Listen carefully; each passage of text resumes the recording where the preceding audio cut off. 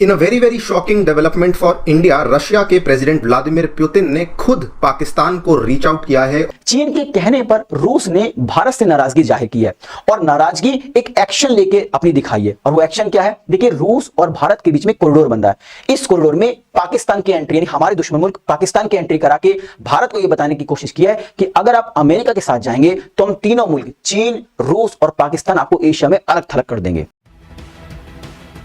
इस प्रोजेक्ट का मुख्य उद्देश्य भारत और रूस के बीच व्यापारिक संबंधों को और मजबूत करना है, लेकिन अब पाकिस्तान इसमें टांग अड़ा रहा। पाकिस्तान का नया कॉरिडोर इस प्लान को चुनौती दे सकता है, क्योंकि इससे रूस के पास एक नया विकल्प खुल जाएगा। वो पाकिस्तान के रास्ते सीधे हिंद महासागर तक पहुंच जाएगा। जब INSTC का ऐलान हुआ तब पाकिस्तान थोड़ा चिंतित हुआ था। उसे लगा था कि भारत और रूस के रिश्ते और मजबूत हो जाएंगे। अस्सलामुअलैकुम दोस्तों, CPEC अपने आखिरी मराहिल में है। गवादर कंप्लीट हो चुकी है। दुनिया की नजरें यहाँ पर पड़ना शुरू हो गई हैं और सबसे पहली नजर पड़ी है रशिया की। रशिया पाकिस्तान इकोनॉमिक कॉरिडोर बनने जा रहा है। दोस्तों, रशिया का सारा सामान इंडिया की तरफ जो जाएगा और दोस्तों जो मिडिल ईस्ट की तरफ जा रहा है या फिर साउथ की तरफ जा रहा है, जितने भी मुल्क हैं वो पाकिस्तान के थ्रू अब जाने वाला है और वो भी गवादर की जानब से। दोस्तों, INSTC बना था जिसमें इंडिया था, Iran, Russia, Azerbaijan, Armenia, Kazakhstan और इस तरह के ममालिक शामिल थे। यहाँ तक कि ओमान और सीरिया को भी शामिल किया, लेकिन इंडिया ने बड़ी चालाकी करके पाकिस्तान को इससे बाहर कर दिया। पाकिस्तान वो जियोग्राफिकली सबसे ज्यादा इम्पोर्टेंट है, जिसके पास गवादर जैसी बड़ी बंदरगाह है, उसे इंडिया ने बड़ी चालाकी से बाहर कर दिया। व्लादिमीर पुतिन ने खुद पाकिस्तान को खत लिखा कि अगर वो INSTC का मेंबर बनना चाहते हैं तो वो बिल्कुल पाकिस्तान को वो वेलकम करने के लिए तैयार है। लेकिन उन्होंने साथ में एक और कहा कि अगर आप हमारे साथ डायरेक्टली, यानी इन ममालिक को छोड़िए जितने भी है, हम और पाकिस्तान मिलकर एक ही कॉरिडोर बनाते हैं जो रशिया और पाकिस्तान कॉरिडोर बनने जा रहा है। इसमें क्या होगा? रशिया का सारा सामान पाकिस्तान में आएगा, क्योंकि दोस्तों वहां से तो आप सड़क बना सकते हैं। अफगानिस्तान, तुर्कमेनिस्तान के थ्रू सड़क आएगी, सड़क का सारा माल पाकिस्तान आएगा। यहाँ पर आकर गवादर से ये जहाज भरेंगे, जहाज भर कर ये पूरे दुनिया में घुमा सकते हैं। पूरी दुनिया में इनका सामान जा सकता है। जापान जा सकता है, इंडिया जा सकता है, दोस्तों बांग्लादेश जा सकता है, मलेशिया, इंडोनेशिया जा सकता है। पूरी की पूरी बड़ी जो मार्केट है रशिया, उसे पाकिस्तान के थ्रू कैप्चर कर सकता है। और रशिया को क्या करना होगा? एक रेलवे ट्रेन बिछाने का काम करना होगा। दोस्तों, वो कह रहे हैं कि वो ऐसा कर देंगे, और वो ये नहीं कि 10 या 15 साल में करेंगे, वो 1 साल के अंदर पूरी की पूरी डबल ट्रैक ट्रेन बिछा देंगे, जिससे एक ट्रैक से तो वो पाकिस्तान में सामान ला देंगे और पाकिस्तान में सामान लाएंगे और दूसरे ट्रैक से वो पाकिस्तान से सामान लेकर जाएंगे। यानी अपनी पूरी की पूरी यहाँ पर काम वो चला सकते हैं। इसके अलावा दोस्तों सड़क से भी पूरा काम चलेगा। पाकिस्तान CPEC से पूरा का पूरा फायदा रूस उठाने वाला है और रूस ने पाकिस्तान को खुद इन्वाइट करके कहा है कि हम और पाकिस्तान ये मिलकर बनाना चाहते हैं। दोस्तों, बिल्कुल 2 घंटे पुरानी खबर है जो मैंने अभी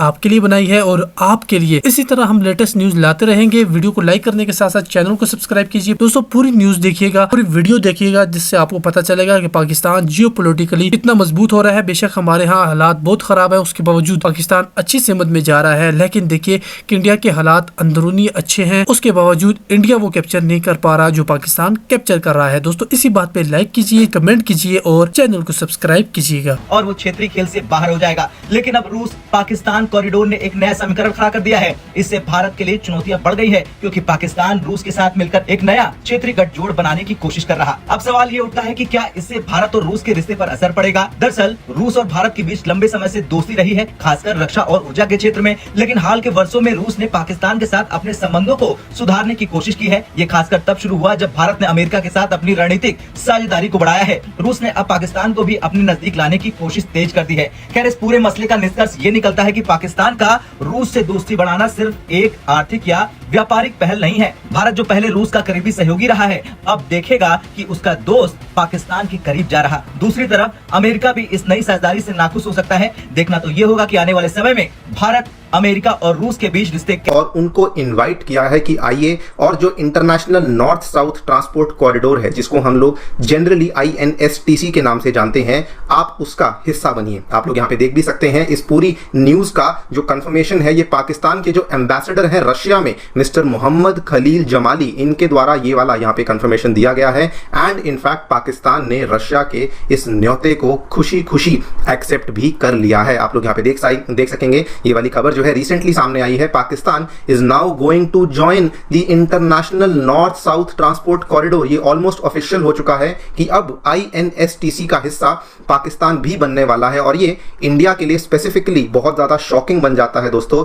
बिकॉज ये वाला जो ट्रांसपोर्ट कॉरिडोर है ये स्पेसिफिकली इंडिया, ईरान और रशिया के द्वारा मिलकर के आज से कुछ साल पहले इस कॉरिडोर की स्थापना करी गई थी, और ये इंडिया का ही ब्रेन चाइल्ड था, जिसके चलते हम लोग रशिया और यूरोप के साथ अपनी कनेक्टिविटी को बेटर करना चाहते थे। लेकिन आज रशिया ने इसमें पाकिस्तान को भी इनवाइट कर लिया है। बात करेंगे पूरी जियोपॉलिटिक्स की, जो कि हमें यहाँ पे देखने को मिली है, व्हाट इज द रीजन कि रशिया यहाँ पे पाकिस्तान को इनवाइट कर रहा है। और ऑलराइट, सो ये आपके सामने है INSTC का जो बेसिकली रूट है, वो आप यहाँ पे देख सकते हैं। ये जो लाल रंग का रूट है, ये प्लान किया गया था एक alternative route to reach Russia and to reach Europe, so that India को सुएज कैनाल के ऊपर अपनी निर्भरता जो है वो इंडिया खत्म कर सके, एंड हम लोग एक नया रास्ता बना सकें जिसके माध्यम से इंडिया ईरान के रास्ते से होते हुए, कैस्पियन सी के रास्ते से होते हुए इवेंचुअली रशिया में एंट्री ले सके और उसके बाद यूरोपियन मार्केट को भी एक्सेस कर सके। ये वाला जो रास्ता है, इसको सन 2000 में ईरान, रशिया और इंडिया ने मिलकर के इस रास्ते को प्लान किया था।